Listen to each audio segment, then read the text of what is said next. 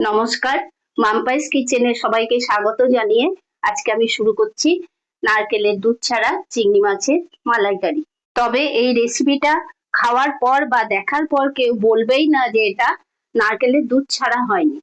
তাহলে চলো আজকে শুরু করা যাক চিংড়ি মাছের মালাইকারি রেসিপি। এখানে আছে 250 গ্রাম মতো চিংড়ি মাছ। আমি ওটাকে একটু নুন আর হলুদ দিয়ে মাখিয়ে রেখেছি। আদা, রসুন, লঙ্কা বাটা নিয়েছি। এখানে খানিকটা আদা, একটা গোটা রসুন আর দুটো কাঁচা লঙ্কা পেস্ট করে নিয়েছি। এখানে দুটো টমেটোকে গ্রেট করে নিয়েছি।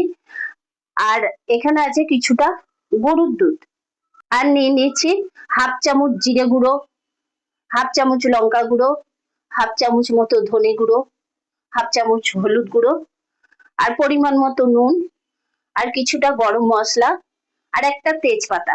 আর লাগবে কিছুটা কুচানো পেঁয়াজ। এখানে দুটো বড় সাইজের পেঁয়াজ আছে। কড়াই গরম হয়ে গেছে, দিয়ে দেবো কিছুটা সর্ষের তেল মাছটা ভাজার জন্য। তেল গরম হয়ে গেছে, চিংড়ি মাছগুলো ভেজে নেব।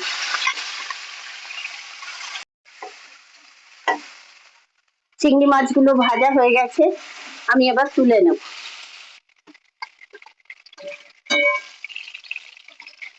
কড়াইয়ে দিয়ে দিলাম কিছুটা তেল আর একটু ঘি,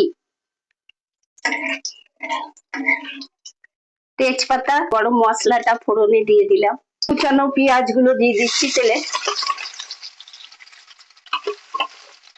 পেঁয়াজটা লাল করে ভাজা হয়ে গেছে, এবার ওর মধ্যে টমেটো গ্রেট করে রেখেছিলাম ওটা দিয়ে দিলাম। আদা, রসুন, কাঁচা লঙ্কা বাটাটাও দিয়ে দিলাম। যে মশলাগুলো নিয়ে রেখেছিলাম, জিরে গুঁড়ো, ধনে গুঁড়ো, হলুদ গুঁড়ো, লঙ্কা গুঁড়ো, কিছুটা নুন, এবার এইটার মধ্যে দিয়ে দেবো।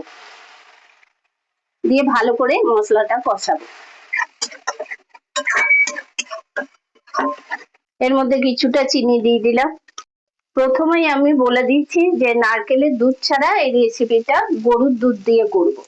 এবার আমি এর মধ্যে মশলাটা হয়ে গেছে কষানো, তেল ছেড়ে দিয়েছি, আমি এর মধ্যে গরুর দুধটা দিয়ে দিচ্ছি।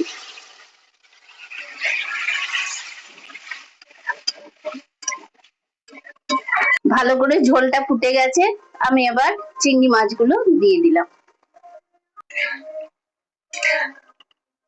আমার তৈরি হয়ে গেল নারকেলের দুধ ছাড়া চিংড়ি মাছের মালাইকারি। রান্নাটা ভালো লাগলে লাইক, কমেন্ট, শেয়ার এবং সাবস্ক্রাইব করে দেবে।